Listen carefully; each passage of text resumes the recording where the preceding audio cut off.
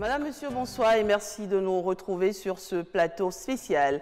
S'il y a un domaine du programme d'action du gouvernement dans lequel les faits parlent d'eux-mêmes, c'est bien celui des infrastructures et des transports. En 4 ans, des chantiers sont ouverts. Plusieurs déjà achevés, d'autres en cours, changeant progressivement le visage du Bénin. Au total, 47 projets et des réformes dans les transports terrestres, maritimes et aériens. À l'heure des moissons, il n'est donc pas superflu de faire le point des réalisations, leur évolution, le suivi qui en est fait. Pour en parler, nous recevons aujourd'hui Hervé Heromé, ministre des Infrastructures et des Transports. Monsieur le ministre, bonsoir et merci d'être sur ce plateau. Bonsoir, Madame Biomama. Alors, pour présenter cette émission, je ne suis pas seule, je suis avec mon confrère de Canal 3 Bénin, Christian Adandédian, bonsoir. Bonsoir, Rachida Biomama. Monsieur le ministre Hervé Heromé, bonsoir. Bonsoir, Monsieur Adandédian. Nous sommes à l'heure des moissons, mais on va repartir, disons, 4 ans en arrière pour voir d'où est-ce que nous sommes partis. Pour le quinquennat 2016-2021, et le programme d'action du gouvernement a prévu la réalisation d'un nombre important de projets, notamment dans votre secteur, le domaine des infrastructures et des transports. On parle de l'aménagement, du bitumage, de l'entretien des routes. Il y a aussi eu des réformes structurelles et organisationnelles dans votre secteur. Pourquoi avoir choisi, Monsieur le ministre, de faire un investissement aussi massif dans le secteur des transports? Je vous remercie de me donner l'occasion de présenter et d'expliquer à nos concitoyens les avancées de notre pays dans le secteur des infrastructures et des transports depuis le 6 avril 2016. 6 avril 2016 parce qu'il s'agit là d'une date historique. C'est une date qui a inauguré une nouvelle ère de gouvernance de l'action publique dans notre pays, bien entendu sous le leadership éclairé et très actif du président de la République, son Excellence M. Patrice Talon. Qu'il vous souvienne, le président de la République, dès sa prise de fonction, a clairement affiché sa volonté et son ambition d'engager des réformes profondes pour impulser une nouvelle dynamique dans notre pays et restructurer l'économie nationale. Et conformément à cette vision du chef de l'État, le gouvernement a élaboré un programme d'action que nous avons dénommé Bénin Révélé. Et ce programme a été présenté aux Béninoises et aux Béninois le 16 décembre 2016. Et il y a une part belle pour le secteur des infrastructures et des transports. Absolument. Le programme d'action du gouvernement a prévu un certain nombre de projets pour le secteur des infrastructures, comme vous le dites. Et aujourd'hui, la nouvelle vision du gouvernement pour le développement du secteur des infrastructures et des transports est de faire évoluer notre pays qui jadis était un pays de transit. Donc la nouvelle vision est de faire évoluer notre pays vers une plateforme de services logistiques et d'exportation. Et donc nous allons cesser de servir que de corridors pour les autres. Nous allons aller vers une véritable plateforme de services logistiques et d'exportation. Et pour ce faire, il faut, disons, doter notre pays d'un système intégré d'infrastructures et de services de transport performants.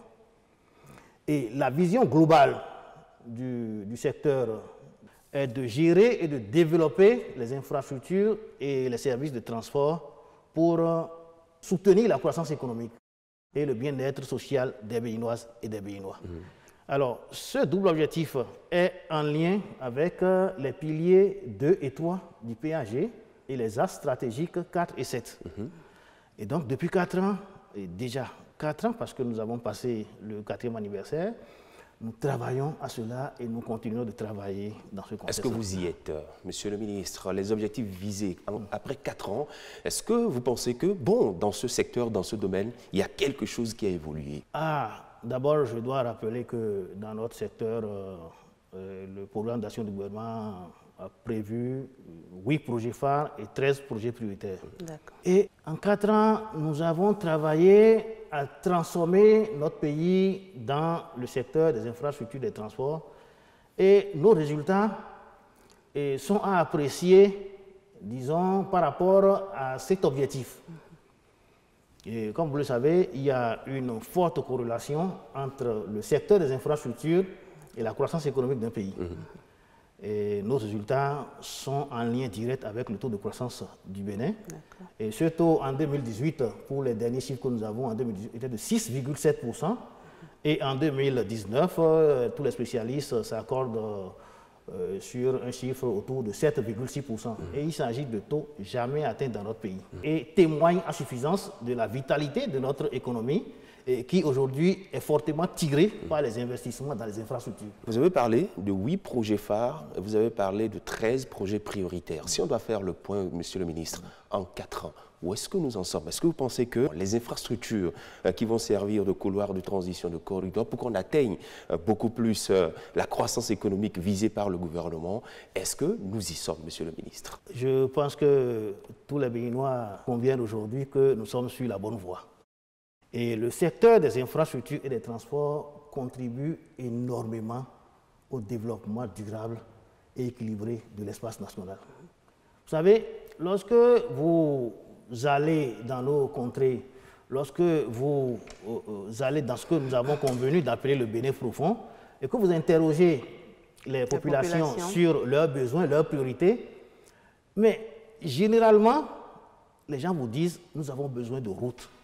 Faites-nous la route qui mène chez nous. Faites la route qui passe dans notre village. Au-delà de cet aspect désenclavement que les infrastructures apportent à notre pays, à nos régions, et il y a également que la réalisation des infrastructures a un impact économique certain. Combien de kilomètres de route prévoyait le PAG? À l'heure du bilan, aujourd'hui, nous en sommes à combien? Aujourd'hui, globalement, le bilan est satisfaisant.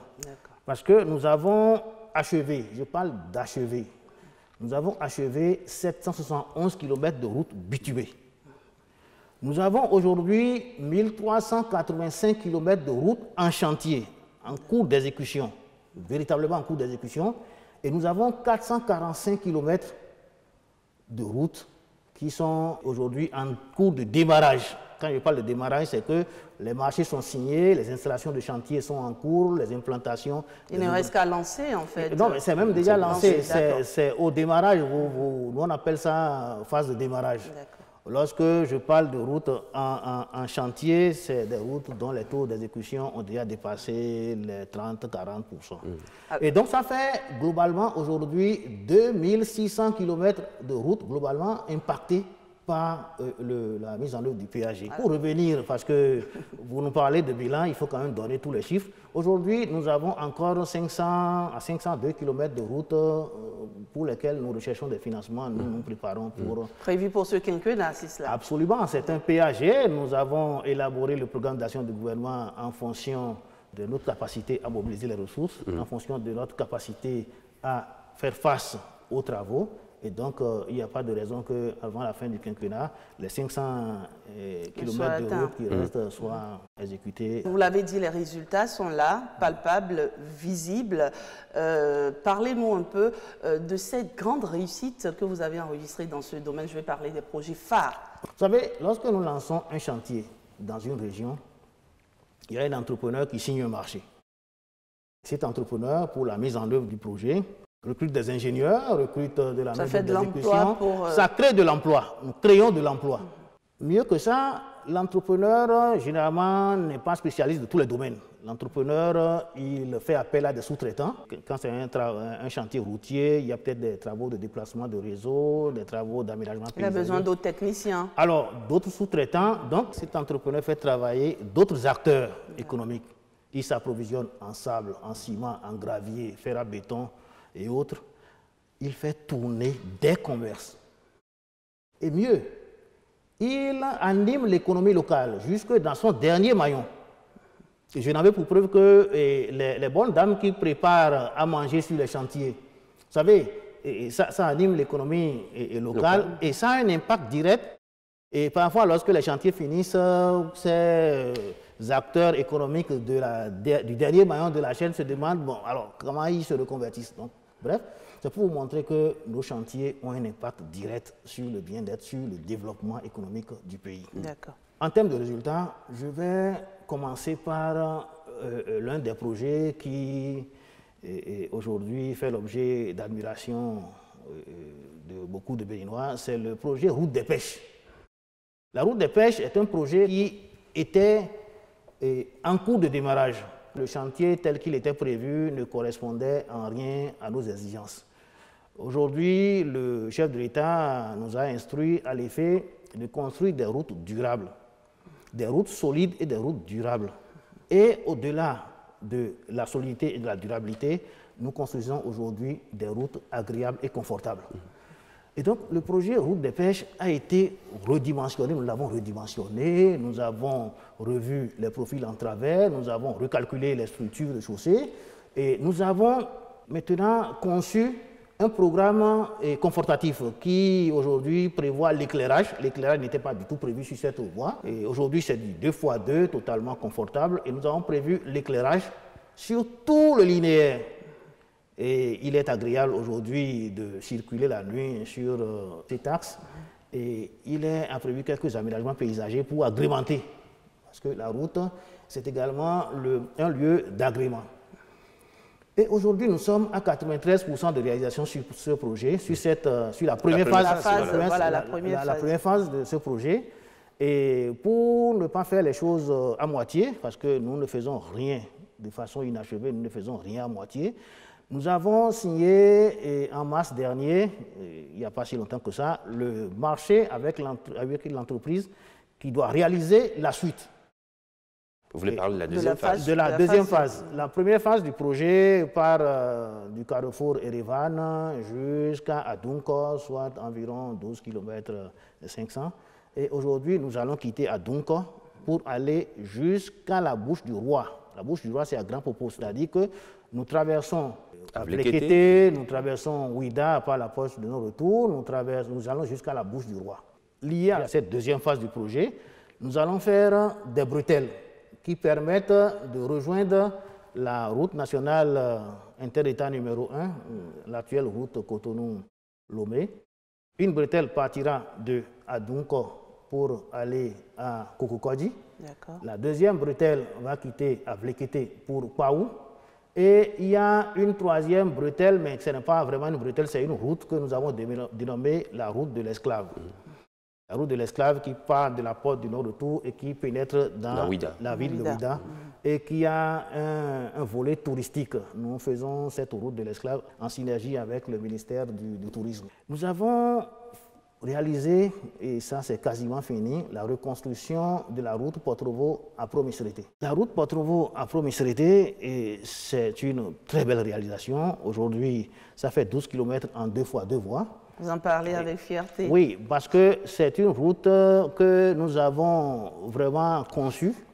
Nous avons prévu tous les aménagements, nous avons fait l'éclairage parce qu'aujourd'hui, comme je vous l'ai dit, nous faisons des routes durables, nous faisons des routes solides, mais nous faisons également des routes agréables et confortables. Donc il y a cet aspect d'aménagement paysager et d'éclairage et tous les équipements de sécurité, les équipements routiers sont prévus sur cette route-là. Aujourd'hui, nous sommes quasiment à la fin du chantier. Pour cet axe, il y a d'autres chantiers dans Porto-Novo, je reviendrai là-dessus. Mais pour cet axe, aujourd'hui, nous sommes à 93%. Donc bientôt, ce chantier sera totalement achevé. Nous avons... Mais en principe, ce chantier, ça doit continuer jusqu'à Diawéré, monsieur le ministre. Oui, mais ce chantier continue jusqu'à Diawéré, mais je vous parle de la traversée de Porto-Novo. Je vous parle de la traversée de Porto-Novo qui a un caractère urbain. Ça a un caractère urbain et les routes, lorsqu'elles sont en zone urbaine, lorsqu'elles sont des traversées, obéissent à des exigences d'aménagement qui sont autres que les routes en race campagne. C'est pour ça que je me suis appesanti sur ça. Sinon, le projet comprend non seulement la traversée de Porto-Novo jusqu'à Pro-Misserete, mais comprend également Kobe à Diawéré. Et c'est dans un autre marché qu'on parle de Misserete jusqu'à Kobe. D'accord. À côté de ça, il y a la rocade de Porto-Novo. Mais j'aurai du plaisir à vous parler du pont de Womé. Le pont de Womé qui est une infrastructure que nous avons réalisée sur financement de l'Union européenne. Il y a eu des essais de solutions plutôt malheureux dans le passé et qu'ils vous souviennent que des Béninois ont perdu leur vie. Et nous avons pris les choses au sérieux, nous avons dimensionné un ouvrage conséquent Et aujourd'hui, il fait la fierté du Bénin, il fait la fierté de la coopération avec l'Union européenne. Et c'est un pont qui est complètement achevé, mis en service. Et nous l'appelons le pont de l'Alliance. Après le pont de Ouamé, il y a le pont de Towe-Guamin. Le pont de Towe-Guamin, et tous ceux qui sont de la région de l'Ouémé et un peu au-delà, vers Agoni, savent que ce pont est un pont stratégique et très important. C'est un pont qui, aujourd'hui, permet le désenclavement de toute cette région et facilite la mobilité sur cet axe d'Angbo-Péripo. Donc, nous l'avons achevé. Ce pont, il est complètement achevé. La réception provisoire, nous appelons réception provisoire, cette activité technique que nous faisons pour voir si l'ouvrage est conforme à toutes les spécifications techniques, si l'ouvrage est conforme au cahier des charges, et nous faisons les essais de charge. C'est-à-dire que on fait passer sur cet ouvrage les sollicitations pour lesquelles l'ouvrage a été dimensionné, pour s'assurer que bon, tout va bien et que nous pouvons livrer à la circulation. Alors, à l'étape actuelle, est-ce que vous nous garantissez un travail impeccable nos travaux sont toujours de qualité, parce que à l'ère de la rupture, on ne permet plus aux entrepreneurs de faire du mauvais travail. Nous avons des missions de contrôle, nous avons une procédure de contrôle à l'interne qui permettent de faire le contrôle du contrôle. Vous voyez. Donc aujourd'hui, quand vous regardez nos ouvrages... Vous faites souvent des descentes. Nous faisons des descentes et souvent à l'abri des caméras d'ailleurs. À l'abri des caméras, nous faisons des descentes et nous regardons si les ouvrages sont exécutés conformément aux prescriptions des cahiers de charges. Et en termes de dimensionnement, vous avez déjà vu que nous dimensionnons autrement nos routes. La route des pêches dont j'ai parlé tantôt est une route dont le dimensionnement initial n'était pas conséquent. Et nous avons déjà vu dans ce pays des ouvrages réalisés et qui ont connu des dégradations après 2-3 ans. Vous construisez pour l'avenir? Nous construisons pour durer, nous construisons pour l'avenir, nous construisons pour le confort des usagers. Voilà. Parlons maintenant du pont que vous avez réalisé sur le fleuve Afon. Ah oui, le fleuve Afon, les populations de la Donga vous diront qu'il s'agit d'un ouvrage très très important pour leur quotidien. Et cet ouvrage, nous l'avons réalisé. Nous l'avons même réalisé sur budget national. Donc, c'est un pont totalement financé sur budget national et réalisé par une entreprise béninoise. Là, nous avons prouvé que l'expertise nationale peut être sollicitée pour réaliser de tels projets. Après ça, nous avons réalisé une série de 15 ponts métalliques sur des pistes et routes en terre. Les ponts métalliques sont ces ponts qui ont cette particularité d'être faciles de montage et d'être très efficaces en matière de portée et traversée. Nous en avons installé 15 répartis sur toute l'étendue du territoire national. Au-delà de ces projets, je vais vous parler du projet le boulevard de la Marina. Et nous l'avons intitulé « Aménagement de l'axe routier autour du port ». Son nom que nous lui donnons couramment, c'est le boulevard de la Marina. Il a totalement fait peau neuve. Et là, il faut saluer la vision du chef de l'État qui a très tôt compris que cet axe que personne ne voyait aussi grand. Parce que c'est maintenant que les Béninois ont vu qu'on pouvait faire 2 fois 4 voies, c'est-à-dire 8 couloirs de circulation. Vous voyez. Donc, il faut louer cette vision, cette clairvoyance du chef de l'État qui a vu qu'on peut dimensionner autrement une telle voie. Et aujourd'hui, nous avons le plus beau boulevard du pays, est en train de se construire et sera livré à fin juillet, donc très bientôt. Aujourd'hui, nous avons déjà fini tout ce qui est terrassement. Les ouvrages d'assainissement sont réalisés dans leur large majorité. Fin juillet, en prélude de 1er août peut-être. Oui. Alors, regardez, voilà les images qui passent. Regardez un peu ce que nous mettons comme structure de chaussée. Vous voyez. Et aujourd'hui, il y a les excavations qui sont faites et qui montrent ce qui avait été fait. Et vous voyez que nous avons aujourd'hui démontré, avec ce chantier, la nouvelle façon de construire la route au Bénin. Nous sommes en train de démontrer, et là, tous les élèves de l'EPAC, on les invite à venir voir comment est-ce qu'aujourd'hui, nous dimensionnons nos chaussées. Aujourd'hui, nous réalisons les choses avec beaucoup plus de professionnalisme, beaucoup plus d'expertise. Et je dois dire sur ce chantier que nous avons des profils en travers variables. Nous partons du carrefour Erevan avec un profil en travers de 2 fois 2 voies jusqu'à hauteur de l'Est-Hôtel Marina. De l'Est-Hôtel Marina jusqu'au Centre international de conférence, nous passons à 2 fois 3 voies, donc 6 couloirs de circulation. Et du Centre international de conférence jusqu'à l'hôtel Ibis, Nous passons à 3 voies côté mer, c'est-à-dire côté sud, et 4 voies côté nord. Ça fait 7 couloirs de circulation. Et maintenant, à partir de l'hôtel Ibis, sur un linéaire de 3 km jusqu'à la direction générale du port autonome de Cotonou, nous passons en 2 fois 4 voies. Donc 8 couloirs de circulation. Oui. Cette route a 2 vocations. Cette route a 2 vocations. Il y a une vocation portuaire, et la structure a été dimensionnée en fonction, et une deuxième fonction de route urbaine. Parce que vous voyez, nous desservons le trafic portuaire, et il y a également la desserte urbaine que nous avons. Donc c'est une route qui a 2 vocations. Et donc, personne n'avait imaginé qu'on pouvait faire 8 couloirs de circulation. Et là, franchement, nous aurons dans quelques mois, disons fin juillet, un beau boulevard.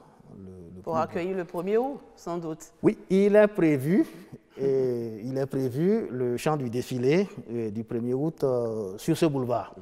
Et les aménagements, d'autres aménagements sont prévus et pilotés par le ministère du cadre de vie, qui prennent en compte l'esplanade de l'Amazone, qui prennent en compte tout le champ de foire et d'autres aménagements pour, disons, un ensemble complet.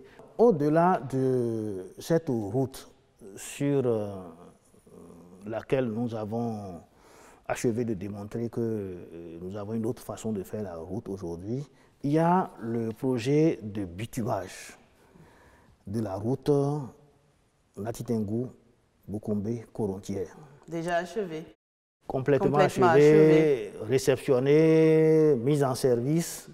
Mais ce qui est important de dire sur ce projet, c'est que c'est un projet sur lequel nous avons battu tous les records. Alors, justement, vous allez permettre, Monsieur le ministre Christian Adandéguian, vous allez nous permettre de passer cet élément aux téléspectateurs qui pourront eux-mêmes se rendre compte de ce qui a été fait dans cette localité du Bénin. Dans le département de la Takora, un joyau est né.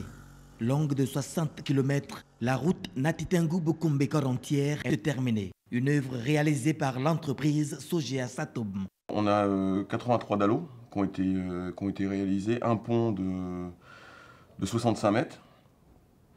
Donc ça c'est pour la partie génie civil, ouvrage d'art. Voilà. Après les volumes de béton sont également extrêmement importants. On parle d'à peu près un peu plus de 40 000 mètres cubes de béton, donc ce qui reste un volume extrêmement conséquent. Sur la partie terrassement, on parle d'1 200 000 mètres cubes de mouvement de terre. Sur la partie concassage, on parle d'à peu près 900 000, 950 000 tonnes de cailloux à concasser, que ce soit pour la partie revêtement, pour le corps de chaussée. C'est la première fois que la Takora bénéficie d'une telle œuvre. Ce désenclavement des localités concernées induira une valeur ajoutée à l'économie de ce département. Cette infrastructure facilite désormais les échanges avec le pays voisin et frère du Togo. Et cela facilite aussi, sinon permet le développement des activités touristiques avec les Tata Somba. Vous savez très bien, Boukombé, c'est la cité des Tata. Et il faut dire aussi que avec cette route, l'écoulement des produits vivriers devient chose aisée pour nos populations. Les populations ne sont pas prêtes à oublier cette réalisation du président Patrice Talon d'un coût global de près de 60 milliards de francs CFA à leur profit. Je dirais une fois encore au nom des populations de Ntitengou et de la Takora que nous prierons encore pour le chef de l'État et son gouvernement, pour cette initiative, pour ce courage, pour cette capacité de recherche de financement, parce que ce n'est pas facile de trouver un financement pour désenclaver toute une localité. C'est pour ça que nous sommes vraiment contents. Oui, nous prions pour lui et son gouvernement, pour que Dieu l'éclaire encore, parce que chez nous on dit, lorsque vous dites merci, c'est que vous avez encore besoin d'appui. On ne peut pas jeter, disons, l'eau sale avec le bébé. Nous allons louer ce que ses prédécesseurs ont fait. Mais aujourd'hui, Dieu a voulu qu'il nous envoie quelqu'un qui a de la vision, qui a, disons, un regard très positif de l'avenir, qui sait travailler pour 20 ans, pour 50 ans, qui projette des choses et qui permet que demain les générations futures vraiment soient fiers d'avoir eu des dirigeants. Maintenant on est à l'aise, on quitte ici, même si c'est la nuit profonde, tu peux rouler comme tu veux. Avant là, pour rouler là-dedans, c'est problème. Pour feinter les trous, les cailloux, qu'on sort avant d'atteindre Aboukoumbe et maintenant prendre Aboukoumbe Natengo là, c'est problème. La nuit profonde, on descend les passagers, les montagnes là, on descend les passagers, on monte. Avant qu'on ne prenne le véhicule pour monter. Maintenant, on est très très content de ce que notre président nous a fait. Voilà, Corontière Boukoumbe Natitengo. Vous l'avez dit sous d'autres plateaux, Monsieur le ministre, c'est l'une des plus grandes fiertés du gouvernement auquel vous appartenez. Oh, merci, Madame Diomama. Et ce chantier est une fierté à tout point de vue, une fierté nationale. Fierté nationale en ce sens que, comme vous le voyez, nous avons utilisé toutes les techniques de construction les plus performantes. Nous avons taillé dans la roche, nous avons exécuté les travaux avec tout ce qui est aujourd'hui moderne en termes de réalisation de routes. Ce qui est encore à souligner en termes de fierté, c'est que nous avons battu les records de gestion de projets en matière routière. C'est-à-dire? Nous avons développé tout le cycle de projet, nous avons fait la programmation, nous avons fait l'identification, nous avons fait la formulation, nous avons recherché le financement, nous avons exécuté le projet, donc nous avons fait l'exécution et nous avons fait l'évaluation. C'est ce qu'on appelle dans notre jargon technique le cycle de projet. Nous avons déroulé un cycle complet de projet. Ce n'est pas le cas et nous l'avons fait en moins de 3 ans. Ce qui est important de savoir, c'est que nous l'avons fait en moins de 3 ans. Habituellement, dans notre pays, les cycles de projet, c'est 5 ans, c'est 7 ans, ainsi de suite. Vous démarrez un projet aujourd'hui, c'est peut-être 7 ans. Aujourd'hui, avec les nouvelles exigences du gouvernement, avec la vision du chef de l'État, lorsque nous démarrons un projet, nous respectons les chronogrammes. Quand un projet est prévu pour 30 mois, croyez-moi, les 30 mois sont respectés. Et si d'aventure, parce que nous n'en avons pas encore connu de cas, si d'aventure un entrepreneur se révélait indélicat ou défaillant, nous allons lui appliquer simplement les tests. Les tests prévoient des sanctions en cas de dépassement de délai, en cas de non-respect des engagements. Donc aujourd'hui, nous travaillons avec une grande rigueur. Croyez-moi, Et c'est cette rigueur qui amène le gouvernement à obtenir donc tous ces résultats que nous avons et qui vous rend aussi si fiers. Oui, alors vous savez, on ne fait rien de bon sans la rigueur. Et aujourd'hui, nous avons un chef qui est rigoureux, un chef qui suit tous ces projets. Et nous aussi, nous sommes obligés. Vous suivez le rythme? Nous suivons le rythme. Nous suivons le rythme et tous les chantiers sont suivis de façon hebdomadaire. Moi, dans mon ministère, les directeurs techniques me rendent compte de façon hebdomadaire. Et donc, je n'attends pas, nous n'attendons pas et que le projet aille au bout avant de constater qu'il y a des difficultés. C'est vrai, sur certains chantiers, nous connaissons quelques difficultés, mais notamment ici à Calavi-Kota, nous avons quelques difficultés, nous avons quelques difficultés avec l'entreprise dont l'organisation n'était pas satisfaisante, mais nous avons pris des mesures. Le plus important, c'est de prendre des mesures pour faire face à la situation. Aujourd'hui, nous avons pris des mesures et le chantier est en train de redécoller. La même situation sur Dassa et Savalou-Djougou. L'entreprise, nous avons pris des mesures, nous avons pris les ordres de service qu'il faut pour demander à cette entreprise de se conformer au cahier des charges. Et aujourd'hui, les choses semblent aller dans le bon sens. En Calavi-Ouedo, bientôt le soulagement au niveau des populations? Les choses ont commencé à bouger sur le chantier. Parce qu'il y a la pluie qui s'annonce, monsieur le ministre. Oui, justement, la pluie s'annonce, mais le gouvernement a anticipé déjà sur ces choses-là. Nous anticipons. Il y a, pour parler de projets que nous avons initiés et qui n'étaient pas prévus au PAG, c'est cette partie de la route Paou-Tori, où nous avons un pont, un ouvrage. Il y a un ouvrage qui est là, qui n'a jamais été construit. Aujourd'hui, nous avons déjà signé un marché avec l'entreprise pour reconstruire entièrement ce pont L'entreprise est déjà à pied d'œuvre, les installations du chantier sont en cours. Ça vous dit que nous suivons tout, nous veillons à tout. Nous veillons à tout et nous avons déjà vu l'année dernière l'impact de la saison des pluies sur le réseau. Et des corrections ont été apportées et vous verrez cette année qu'il y aura une nette amélioration dans les questions de mobilité de nos concitoyens. On va aborder maintenant l'autre phase, les axes du projet phare numéro 8, Monsieur le Mili. Le projet phare numéro 8, qui est un ensemble de 14 axes routiers. Nous l'avons mis sous le vocable projet phare numéro 8, mais ça regroupe en fait 14 axes routiers, 14 projets si vous voulez. Et de ces 14 projets, combien sont entamés, combien sont achevés, combien sont en cours de démarrage? Aujourd'hui, il est heureux de constater que sur les 14 axes de ce projet, nous avons déjà entamé 13. 13 sur 14. 13 sur 14. Et en termes de linéaire, ça fait 1213 km sur 1362. Nous sommes globalement à 89%, à plus de 89%. 4 ans après, nous sommes à 89% et il ne reste pas grand-chose. Et nous tenons le dernier projet de cet ensemble qui est la route Kota-Kwandé-Péonko. Cette route très chère aux populations des 2KP, aux populations de Kwandé. Le gouvernement recherche activement le financement pour engager ce projet.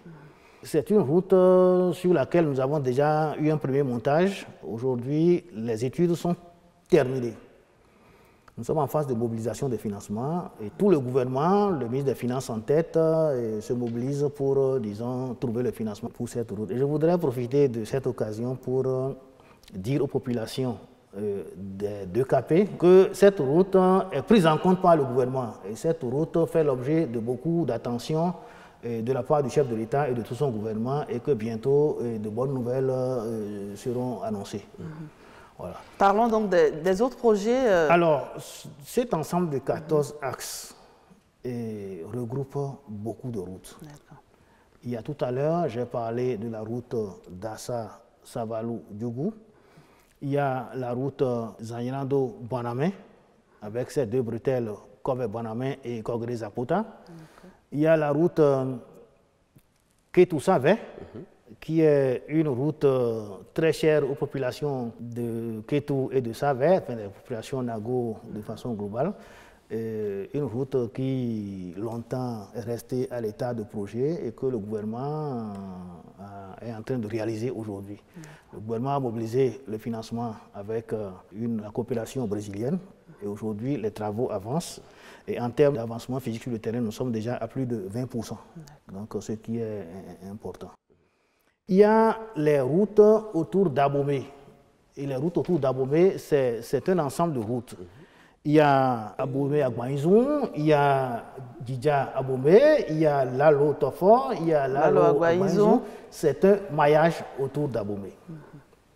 Et aujourd'hui, ces travaux avancent et connaissent une très bonne évolution. Il y a aujourd'hui la route Dassa-Savé-Parakou. Vous savez, j'ai dit tantôt que nous avons une vocation de plateforme de services logistiques et d'exportation. Et cette vocation nous exige des corridors en tout temps, en bon état. Et la route nationale inter-État numéro 2 est notre principal corridor. Et nous faisons tout pour que ce principal corridor soit en tout temps en bon état de praticabilité. Et aujourd'hui, toutes les attentions du gouvernement sont focalisées sur la qualité de nos corridors. Le deuxième bras qui part de Dassa, Savalou, Diougou, qui va à Forga, est déjà un chantier de réhabilitation. Et donc nous avons lancé la réhabilitation et le renforcement, parce qu'il n'y a pas que nous avons un renforcement. Parce que je vous ai toujours dit, je vous le redis, que nous construisons des routes durables. Donc nous sommes en train de renforcer le tronçon Dassa-Savé-Parakou. Le chantier est aujourd'hui en cours et suit son cours. Nous avons lancé récemment la route Gassou-Sud, Fort-Bourré. Exactement, on a lancé cette route qui... Une route qui était très attendue d'ailleurs. Une route qui était très attendue. C'est avec le gouvernement du président Talon que nous leur apportons cette infrastructure. Vous lui dites qu'elles n'ont jamais vu le bitume passer dans leur localité. Oui, parce que je dis qu'il n'y a jamais eu de bitume, des routes bitumées. Et donc, c'est la première fois que nous on fait des travaux de bitumage de route dans cette région. Et ça a été une grande fête le jour du lancement de ces travaux. Les travaux ont démarré, comme déjà. À notre habitude, lorsque nous lançons un chantier, c'est quand nous sommes prêts à démarrer les travaux. Et l'entreprise est déjà à pied d'œuvre, les engins de terrassement sont déjà à l'œuvre. Il y a également Djougou, Péonko, Kérobanikwara. Alors ça, c'est une route que certains appellent la cotonnière. C'est la Banque africaine de développement qui finance cette route. Et aujourd'hui, nous sommes en phase de sélection des entreprises chargées des travaux. Il y a 4 lots globalement sur ce projet. Il y a 3 lots qui sont financés par la Banque africaine de développement et le dernier lot est financé par la Banque ouest africaine de développement. Et tous les financements sont bouclés. Et nous avons eu la ratification des prêts. Aujourd'hui, nous sommes en phase de sélection avancée. Et visiblement, le démarrage des travaux est prévu pour le début du semestre prochain. Monsieur le ministre, il y a quand même ce projet qui tenait à cœur au gouvernement, je ne sais pas si c'est toujours d'actualité, le contournement nord de Cotonou. Le contournement nord de Cotonou est un projet d'envergure. C'est un projet qui peut s'inscrire dans les plus grandes infrastructures dans la sous-région. Et ce projet, c'est un projet qui nous prendra globalement 500 milliards de nos francs. C'est pas 500 milliards, c'est conséquent. Et lorsque vous êtes en face de projets conséquents, de projets complexes, et on fait les choses avec beaucoup plus de minutie. Et donc, ce projet, nous étions partis pour une mise en concession de l'ouvrage, c'est-à-dire que nous recrutons un concessionnaire qui, disons, réalise l'ouvrage, l'exploite pendant un délai convenu et le rétrocède à l'État. Et dans cette optique, nous avons lancé les études techniques détaillées. Et les études ont été réalisées, nous avons fini la phase d'études, et dans le contexte d'une concession, nous avons même lancé l'appel d'offres pour recruter le concessionnaire. Nous avons obtenu, à la sortie de la première phase, 3 entreprises. À l'issue de cette phase d'études, nous avons fait le montage financier. Et le montage financier, tel qu'il ressortait des études, exigeait une subvention de la part du gouvernement de l'ordre de 50%. Alors, le gouvernement a analysé la question, le gouvernement a discuté avec tous ses partenaires et au final, nous avons conclu que cette procédure n'était pas avantageuse pour notre pays. Et donc, nous avons renoncé à la concession et nous avons opté maintenant pour la maîtrise d'ouvrage classique. Et lorsque vous optez pour la maîtrise d'ouvrage classique, vous faites des études d'approfondissement. Les études d'approfondissement que devrait faire le concessionnaire s'il était retenu. Donc, aujourd'hui, nous avons signé un contrat avec un grand bureau d'études, le bureau qui avait fait les premières études, pour l'approfondissement des études. Et visiblement, dans ce contexte de maîtrise d'ouvrage classique, nous allons démarrer les premiers ouvrages de ce contournement-là d'ici la fin de l'année. Vous annoncez également la construction très prochainement d'une autoroute entre Semekodji et Porto Novo. Alors avant de vous laisser dire quelques mots là-dessus, je propose que les téléspectateurs voient par eux-mêmes ce que ce sera. Des études l'ont révélé. Regardez. Le tracé de l'autoroute, d'une longueur totale de 10 km, longera la route actuelle depuis l'échangeur de Sémé. Le carrefour de Semekodji étant congestionné aux heures de pointe, un ouvrage dénivelé sera dès lors indispensable pour la fluidité du trafic avec une liaison continue assurée entre Cotonou et Porto Novo.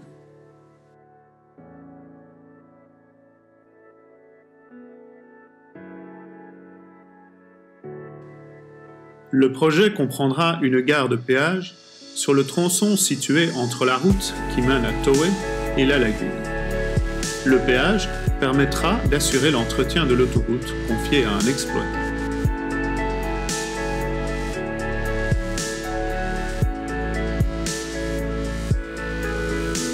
Le pont aura une longueur de 450 mètres et sera aménagé en 2 fois 2 voies pour le trafic automobile.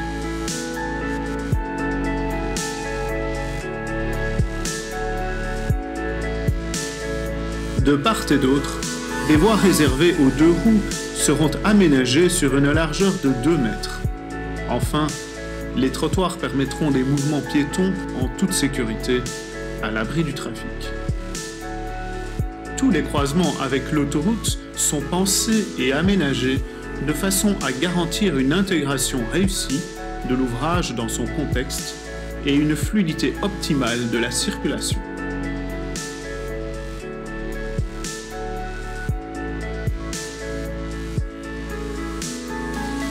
La réalisation du nouveau pont de Porto Novo conférera à la capitale sa dimension métropolitaine et aura un impact significatif sur la fluidité de la circulation routière et sur la mobilité de ses habitants dans et autour de la ville.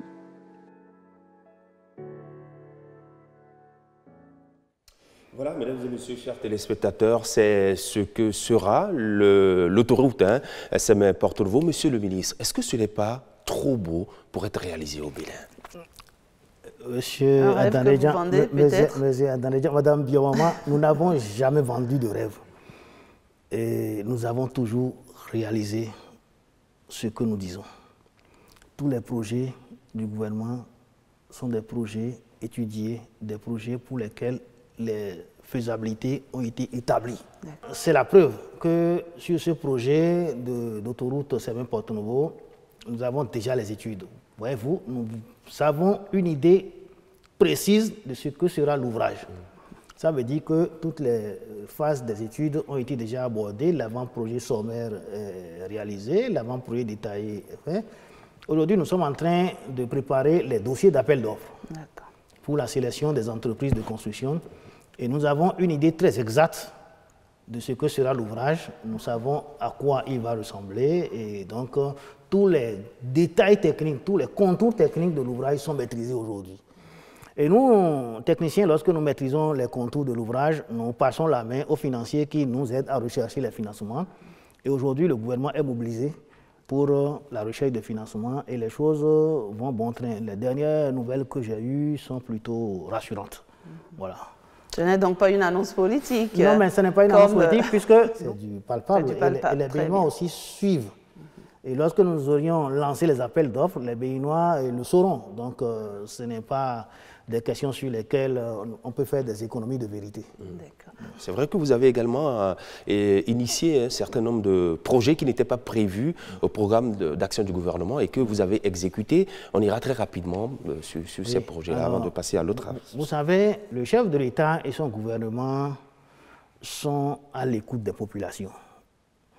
Et il y a eu certains projets pour lesquels n'ont pas prévu la réalisation au PAG, mais qui se sont révélés importants pour les populations. Il y a également que nous avons eu à gérer certaines urgences. Vous n'avez pas oublié que le pont de Mananville s'est écroulé et en 2018, et on a dû, de façon urgente, intervenir et vraiment promptement. Nous avons eu la réaction prompte et nous avons reconstruit ce pont. Et là également, on a battu un record. Nous avons d'abord créé un couloir de passage, et des ouvrages provisoires pour ne pas affecter notre principal corridor, parce que n'oubliez pas que la route nationale inter-État numéro 2 est l'un de nos principaux corridors. Et donc, nous ne pouvons pas nous permettre de laisser les choses traîner sur ce corridor. Et donc, le gouvernement a réalisé très rapidement et très promptement un pont. Et quel autre projet encore Alors, les populations d'Adjara ont sollicité le gouvernement et ont démontré l'intérêt économique du projet. Vous savez, Adjara, c'est une commune voisine du Nigeria et donc, en termes d'intérêt économique, le projet présentait des avantages et le gouvernement a accédé à cette demande. Et nous avons mobilisé le financement dans un délai record. Nous avons fait les procédures de sélection de l'entreprise et nous avons lancé les travaux. Les travaux sont en cours à l'heure où je vous parle. Donc aujourd'hui, nous avons fait ça pour les populations. J'ai parlé du pont sur le lac Tao, qui est entre Kwaou et Tori. Il y a également des ouvrages que nous avons réalisés dans le département du Bono à Popa pour construire des ponts à Djidjozou. Il y a un pont à Djidjozou. Nous en avons fait dans les collines à Betekoukou. Et donc, c'est autant d'ouvrages qui n'étaient pas prévus au programme d'action. Mais la route Lokossa-Deve. Non, la route Lokossa-Deve était prévue au programme d'action du gouvernement. C'est une route que nous avons lancée et là également, nous sommes allés très vite. Nous avons fait les procédures. C'est une route financée par la Banque ouest-africaine de développement et les procédures ont été très très vite. Vous me permettrez de parler de la route Vétérou-Tchaourou, frontière du Nigeria. C'est une route que nous sommes en train de réaliser en 2 phases. Une première phase a été consacrée à la réalisation des 2 ouvrages. Il y a le pont sur le Para, qui est un ouvrage impressionnant, et il y a également le pont à Lafiarou, que nous avons réalisé avec un linéaire de route de 10 km dans la première phase. Donc, ces 2 ouvrages-là sont totalement réalisés et livrés à la circulation aujourd'hui. Mais la route faisait un linéaire de 76 km. Et dans ces 76 km, nous avons fait les 10 km, il reste 66 km que nous sommes en train de réaliser aujourd'hui avec la Banque islamique de développement. Je voudrais profiter de cette occasion pour remercier nos partenaires de la Banque islamique de développement pour la célérité, les diligences qui ont été faites pour le démarrage au plus tôt de ce chantier. Et donc c'est un chantier qui est au démarrage et nous n'avons pas eu l'occasion de faire un lancement officiel à cause de la crise sanitaire que nous traversons, mais l'entrepreneur est déjà à pied d'œuvre. Ce qui est certain, Monsieur le ministre, c'est que dans le domaine des infrastructures, plusieurs réalisations à votre actif, nous ne pourrons pas toutes les évoquer ici, mais tout de même sortant de mais vous allez me permettre de parler d'un ouvrage qui n'était pas prévu au PHE, qui est très important et qui va contribuer à la structuration de la circulation autour de Cotonou. C'est le 2e pont de Wamé. Nous avons parlé tout à l'heure du premier pont de Wamé que nous avons réalisé avec satisfaction et avec la coopération de l'Union européenne. Aujourd'hui, le Bénin, le budget national lui-même finance un 2e pont d'envergure, même un peu plus, qui va atterrir au niveau du carrefour à Glouza. D'un mot très rapidement sur cette polémique, Monsieur le ministre, on dit qu'avec la rupture, les routes coûtent cher. On parle notamment de Ouadon, Médédianou, Porto Novo, 18 km pour 36 milliards, alors que Fort Bouré a coûté 60 milliards pour 60 km. Très rapidement. C'est une mauvaise polémique et ceux qui entretiennent cette polémique ont besoin d'explications et nous allons leur expliquer. Oui, allez-y. Vous savez, lorsque vous voulez construire une route, il y a ce que nous appelons la structure de chaussée. Il y a ce que l'on commande. Et il y a les objectifs que l'on se fixe. Je vous ai dit que nous construisons aujourd'hui des routes durables, des routes solides. Et au-delà d'être solides et durables, nous construisons des routes confortables et agréables. Et donc, la structure de chaussée est, disons, déterminante dans la robustesse d'une infrastructure. La structure de chaussée a un impact direct sur le coût de l'ouvrage. Et je vous ai dit que déjà sur la route des pêches, nous avons vu un projet avec une structure de chaussée qui ne va pas durer. Visiblement, ça ne durera pas. C'est un peu ce qui a été fait dans le passé sur Ouida Tori. Vous allez à Ouida Tori aujourd'hui, il n'y a plus de route. Sur Ouida Tori aujourd'hui, il n'y a plus de route. Mais nous, on ne veut pas travailler de cette façon. Donc les données ne sont pas les mêmes selon qu'on quitte une route pour une autre. Nous sommes aujourd'hui dans des structures de chaussée composées de matériaux issus de roches. C'est de la roche que nous utilisons aujourd'hui. Si vous regardez nos chantiers, vous ne voyez plus beaucoup de latérite. Les structures de chaussée avec et des couches de base en latérite. Aujourd'hui, nous avons dépassé ça. Nous sommes avec des structures en matériaux issus de roches. Et donc, ce n'est pas le même coût. L'autre chose, c'est qu'il y a la géotechnique, le support. Lorsque vous faites allusion à Ouadon, Adjara et Fort-Bouré-Sidandé, je vous fais observer que c'est la même entreprise. Hein. C'est la même entreprise et donc c'est le même marché global. Donc, il y a la structure de chaussée qui est fonction du sol. Le sol de Adjara, c'est de la terre de bar. À Fort-Bouré-Sidandé, nous avons une latérite autrement constituée. Donc le dimensionnement tient compte du support. Lorsque vous traversez une zone urbaine, vous avez des exigences. Il y a des obligations en termes d'aménagement, en termes d'assainissement. Vous êtes obligé d'assainir par des caniveaux latéraux une route, une voie urbaine. Vous n'avez pas la même exigence pour une route rurale en race campagne. Vous êtes obligé d'éclairer, les 18 km de Wadon à Diarra sont éclairés. Il y a des lampadaires solaires sur tout le linéaire, un peu comme sur la route des pêches. Mais nous n'avons pas l'obligation d'éclairer. On éclaire toutes les traversées urbaines. Donc lorsque vous rentrez dans Guessou Sud, et toute la traversée est éclairée. Mais à la sortie de Guessou Sud, bon, on n'a pas cette exigence. On vous a compris, monsieur le ministre, on ne saurait... Non, mais il faut quand même que j'explique pour que les Béninois comprennent une fois pour toutes que le coût de la route est fonction de la structure de chaussée et des aménagements ainsi que des équipements. Deux, lorsqu'on est en zone urbaine, on a des exigences. On a, par exemple, les expropriations. Lorsque vous travaillez en zone urbaine, il y a toutes les chances que vous cassez des maisons, vous frappez de reculement certains riverains. Et les dédommagements, ça a un coût. L'autre source de dépenses en termes d'aménagement urbain, c'est que parfois on n'a pas les utoirs à côté. Les utoirs, c'est là où on jette les eaux. Quand vous faites l'assainissement d'une route urbaine, vous assainissez avec des caniveaux, mais vous trouvez les utoirs, vous emmenez les eaux là où il faut.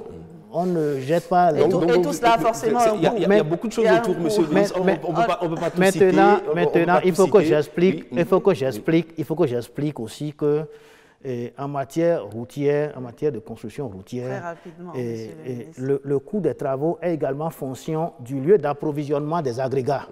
Lorsque vous êtes à Cotonou et que vous devez aller chercher les matériaux, les roches, les matériaux issus de roches à Dan, à Dassa, ça fait plus de 200 km. Et lorsque vous êtes à Fort-Bourré et que c'est juste à Bembereke que vous irez chercher, ce n'est pas le... Il faut votre ministère, monsieur le ministre, au programme d'action du gouvernement, ce n'est pas que les infrastructures, ce n'est pas que la construction des routes, c'est aussi des réformes structurelles et organisationnelles dans plusieurs secteurs. Monsieur le ministre, au niveau du transport aérien, oui, qu'est-ce qui est fait? Qu'est-ce qui a été fait? Alors, au niveau du transport aérien, nous avons fait beaucoup de choses. Mais vous n'avez pas construit l'aéroport de Glodibé, monsieur. Oui, mais je vous dirais que nous sommes en train de construire l'aéroport parce que l'aéroport ne se lève pas du jour au lendemain. Pour le construire, il faut des études, il y a des phases bien précises dans ce genre de projet, qui est également un projet complexe. Notre aéroport de Glodibé sera l'un des plus modernes de la sous-région. Et donc, c'est un projet complexe de l'ordre de 500 milliards. Lorsqu'on est en face de projets complexes, de projets économiquement structurants, et il y a des exigences à observer. Donc pour ce projet, nous avons fait les études. Aujourd'hui, nous avons complètement fait les études. Pour l'aéroport de Glodibé. Les études sont bouclées. Nous avons fini la phase de libération du site, ce qui n'était pas évident. La phase de libération du site n'était pas une activité évidente au départ. Le gouvernement a financé, qui a reçu les propriétaires terriens en ce moment-là au palais, il leur a parlé. Après, il y a eu les procédures de dédommagement et bien d'autres, c'est que ça a avancé à ce niveau. Il a fallu l'implication personnelle du chef de l'État qui a pris sur lui de discuter, de dialoguer avec les propriétaires terriens. Et qui lui a expliqué le bien fondé du projet, l'avantage que le Bénin, tout le peuple béninois a, l'avantage que eux-mêmes,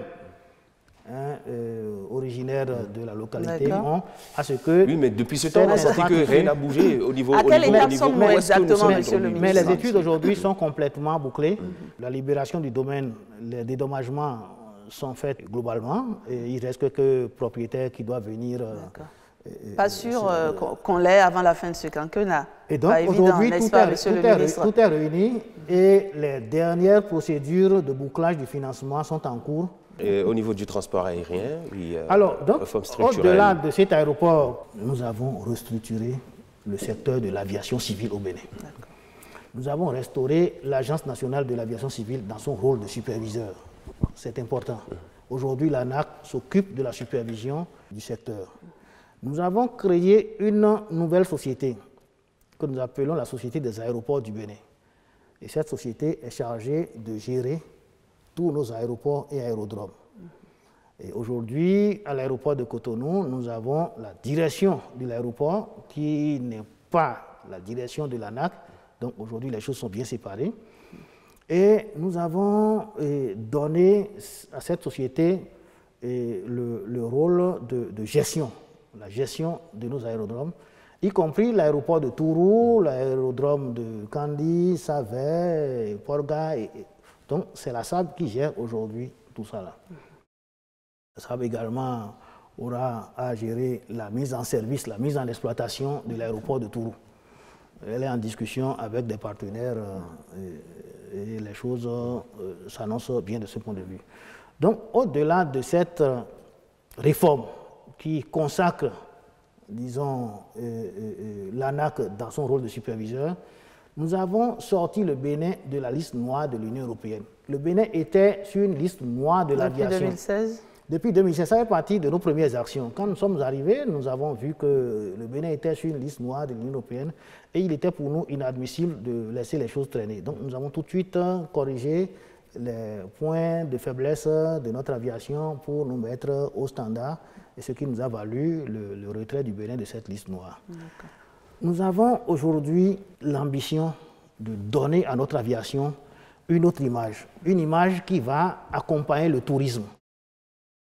Et dans cette vision, nous avons vu que les calendriers de construction de Glodjibé devraient nous emmener encore à 4-5 ans, donc 4 ans de chantier, 1 an de mise en service, exploitation, tests et autres.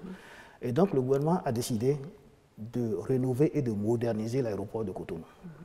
Aujourd'hui, nous sommes en train de tout refaire à Cotonou. On l'a vu, ça change de visage. Oui, vous ne voyez pas tout parce que il faut, pour ceux qui ont voyagé, ils ont vu que l'aérogare est en plein chantier. Il y a les travaux de la piste qui ont démarré. Et la piste, vous êtes en train d'allonger, de rallonger la piste? Nous allons refaire complètement la piste et, disons, la mettre aux standards internationaux, et tant dans sa résistance que dans ses profils, en travers comme en long.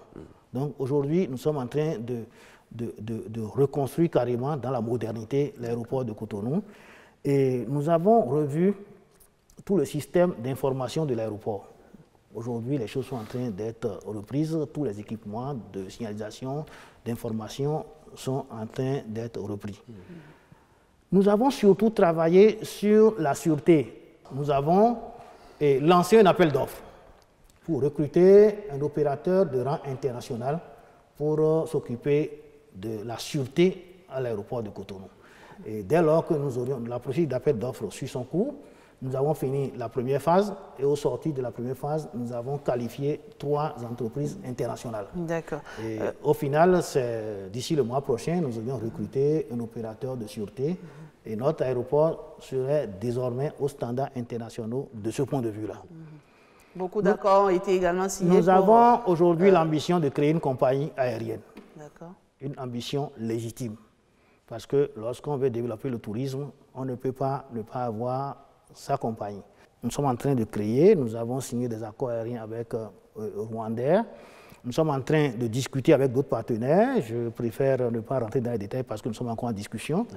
Et pour que d'ici là, dans un futur immédiat, que nous ayons notre compagnie aérienne pour soutenir notre tourisme. C'est un projet ambitieux. Ah oui, c'est un projet ambitieux, mais un projet totalement légitime. D'accord. Dans le domaine du transport maritime, monsieur le ministre? Dans le domaine du transport maritime, nous avons fait beaucoup de réformes. Nous avons d'abord revu le mode de gestion du port de Cotonou. Nous avons revu tout ce qui est procédure. Nous avons aujourd'hui l'accès au port qui est bien réglementé. Et je dois dire que en termes de gestion de sûreté au port, nous sommes conformes au code ISPS et le port de Cotonou a été certifié ISO. Donc, le code ISPS, oui, ça voudra dire que... C'est le code de sûreté des gardes-côtes américains qui permet à notre port de faire des embarquements en direction des États-Unis. Donc quand vous n'avez pas cette certification, un navire qui vient ici ne pourra pas aller là-bas. Parce qu'il y a des exigences en matière de sûreté. Oui, le contrat avec le port d'Anvers, par exemple, monsieur le ministre, est-ce que ça a changé quelque chose au port de Cotonou? Le contrat avec le port d'Anvers sera évalué en juin prochain. Nous avons prévu une évaluation du contrat en juin prochain. Mais ce qui ressort des chiffres qui nous sont communiqués en qualité d'autorité de tutelle, c'est qu'il y a accroissement du trafic. Et donc, quand nous aurions fini d'évaluer, parce que nous allons évaluer suivant le contrat d'objectifs, est-ce que tous les objectifs fixés au port d'Anvers sont atteints, et ceci se fera en juin prochain. Donc, dès que nous aurons les résultats de cette évaluation, nous reviendrons vous présenter. Il y a également des aménagements à l'extérieur du port. Mais ce que je peux vous dire, c'est qu'aujourd'hui, il y a une autre gestion au port de Cotonou. Ce que je peux vous dire également, c'est que les infrastructures, nous avons un certain nombre d'infrastructures prévues dans le cadre de la modernisation du port de Cotonou, et ces infrastructures sont en cours. La phase d'étude est complètement terminée, parce que vous, quand on vous dit que la phase d'étude est terminée, vous ne vous imaginez pas le travail abattu. Et pour nous qui sommes du métier, quand on dit que la phase d'étude est terminée, il ne nous reste que la réalisation. Nous pouvons d'abord un ouf, parce que... un gros pas a été posé. Un gros pas a été posé, parce que quand vous maîtrisez les contours techniques d'un ouvrage, vous avez déjà gagné la partie. Le reste n'est que du suivi, et un suivi rigoureux pour atteindre de bons résultats. Donc aujourd'hui, pour ce qui concerne le port de Cotonou, les études sont complètes sur tous les ouvrages. Nous avons lancé un appel d'offres pour la réalisation d'un nouveau terminal en lieu et place de la traverse. Et cet appel d'offres est en train d'être bouclé. Je crois que le résultat sera connu d'ici quelques jours. Et donc, le chantier va s'ouvrir. Également, les réalisations au niveau du transport terrestre. Il y a cette nouvelle organisation autour du permis de conduire, l'immatriculation. Quelques mots là-dessus. Dans le domaine des transports routiers, nous avons réformé. Vous savez, nous sommes un gouvernement de réforme. Nous avons réformé le permis de conduire aujourd'hui. D'abord, vous êtes passé de la DGTT à l'ANAT. D'abord, nous sommes passés, merci M. Adanedjan, nous sommes passés de la Direction générale des transports terrestres à l'Agence nationale des transports terrestres. Aujourd'hui, nous avons une Agence nationale des transports terrestres qui est le bras opérationnel de la Direction des transports terrestres qui reste les questions de politique du pays en matière de transport routier. Et donc, aujourd'hui, nous avons réformé le permis de conduire. Nous sommes en train de restructurer, de réformer l'immatriculation des véhicules et nous sommes en train d'organiser les transporteurs. Nous avons commencé la mise en place du bureau de gestion de fret. Vous avez dû un communiqué passé il y a quelques jours, la semaine dernière, pour demander aux transporteurs d'aller s'inscrire dans la base de données. Parce qu'aujourd'hui, il ne suffira pas seulement, je dis bien, il ne suffira pas seulement d'acheter un camion pour se dire transporteur. Okay. Et donc, les choses sont aujourd'hui bien réglementées. Il y a des réformes dans ce domaine. On aura une base de transporteurs, nous aurons un bureau de gestion de fret. Dans le lot de réalisations énumérées, le ferroviaire semble être un peu le parent pauvre, Monsieur le ministre. Madame Biomama, le ferroviaire n'est pas le parent pauvre. Nous avons beaucoup travaillé dans ce domaine. Et pourtant, le train ne siffle pas? Oui, le train ne siffle pas parce qu'il faut faire beaucoup de choses avant que le train ne siffle. Nous avons lancé 2 études. Nous avons commis un bureau canadien qui a fait une étude et après, une entreprise chinoise a fait la même étude. Et les 2 structures, l'entreprise et le bureau, ont abouti au même résultat. Le résultat est que le financement mobilisé est lourd et nous avons aujourd'hui entrepris d'associer d'autres pays pour en faire un projet commun. Nous avons entrepris d'associer le Niger, qui est notre partenaire traditionnel dans ce secteur, de sous-secteur, et nous avons ajouté le Burkina Faso, nous avons même tenté d'ajouter le Nigeria. Et malgré cette association, le projet reste toujours lourd à financer, et aujourd'hui nous avons porté ce projet au niveau de l'UEMOA. Et désormais, le projet ferroviaire devient le projet de l'UEMOA et comprend plusieurs tronçons qui fait de ce projet désormais une boucle ferroviaire. Une boucle qui implique le Togo, donc Lomé à Cotonou, de Cotonou à Niamey, donc le Niger, le Burkina Faso, le Mali et la Côte d'Ivoire. Donc ça devient une boucle ferroviaire et donc un projet de la CEDEAO qui rentre dans le cadre du programme transport de l'Union africaine. Et donc aujourd'hui nous sommes plusieurs sur ce projet. C'est un projet ambitieux. N'en parlons pas beaucoup parce que nous travaillons tellement sur ce projet que nous réservons de bonnes nouvelles dans ce domaine. Mais quand il y a plusieurs acteurs comme ça, impliquant plusieurs pays, souvent, ça ne va pas très vite. Mais ce n'est pas vrai. Lorsqu'on s'organise bien, ça va vite. Et là, nous sommes bien organisés. Nous avons recruté des consultants qui pilotent le projet. Et c'est justement du fait de l'importance du financement à mobiliser. Le financement à mobiliser n'est pas à la portée d'un seul État. Donc c'est pour ça que nous gagnerons à nous associer, nous gagnerons à nous mobiliser ensemble pour réussir ce projet. Nous allons arracher quelques secondes au ministre, puisque vous avez parlé du ferroviaire. On va repartir au transport maritime. Oui, on a parlé du maritime, mais on semble oublier le fluvio-lagunaire, monsieur le ministre. C'est quand même un moyen de transport aussi. Oui, je vous remercie, parce que moi, je n'aurais pas fini sans parler du fluvio-lagunaire. Le fluvio-lagunaire, aujourd'hui, nous avons commandité une étude parce que c'est un domaine bien précis et bien spécialisé et on ne se lève pas pour faire les choses n'importe comment. Nous avons réalisé une étude. Vous savez, la particularité de notre gouvernement, notre gouvernement a cette particularité d'étudier, de faire les études avant de lancer la réalisation physique sur le terrain. Ceci pour éviter les éléphants blancs. Nous n'en aurons pas. Ça fait partie de votre méthode de travail. Ça fait partie de notre méthode de travail. Nous étudions, nous faisons des études de faisabilité, nous faisons des études détaillées et nous nous assurons que toutes les conditions sont réunies avant de lancer le projet. Donc, dans ce dossier, dans ce projet de fluvio-lagunaire, nous avons réalisé une étude sur, disons, les plans d'eau, les infrastructures à faire pour que ce transport soit fait dans des conditions modernes et aux standards internationaux. Nous allons bientôt commencer la phase opérationnelle, la phase d'exécution de ce projet, et c'est en ce moment-là que vous allez nous voir sur les plans d'eau. Nous allons commencer à... L'un des conseils des ministres qui a parlé de l'aménagement de ces points d'eau, de ces plans d'eau. Oui.